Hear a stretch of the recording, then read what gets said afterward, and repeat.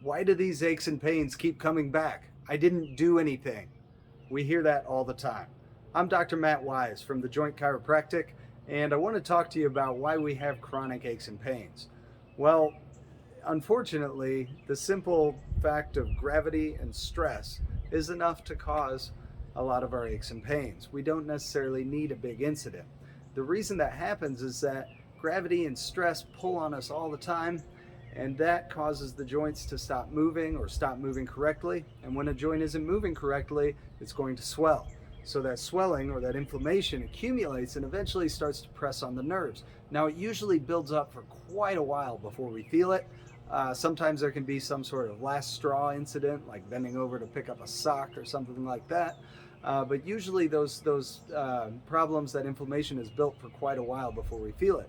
So by the time we feel it, by then the muscles are bracing, and that puts more pressure and restriction around those nerves.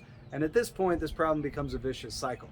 At the Joint Chiropractic, what we do is we interrupt that cycle. We get the joints moving better in order to get the inflammation and swelling down and get the pressure away from the nerves, get the muscles to cooperate again, basically unwind that nasty process. And not only do people start to move better and feel better, more importantly, they start to prevent future arthritis. So what happens is that as those joints are inflamed, if you picture these two bones coming together and they're inflamed, the joint is going to start to degenerate or form arthritis.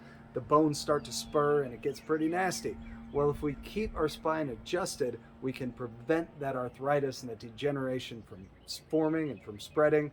And basically, we can stay young, keep from getting old, and really fight the effects of old age as much as possible. So get in for your weekly adjustments. We look forward to seeing you soon.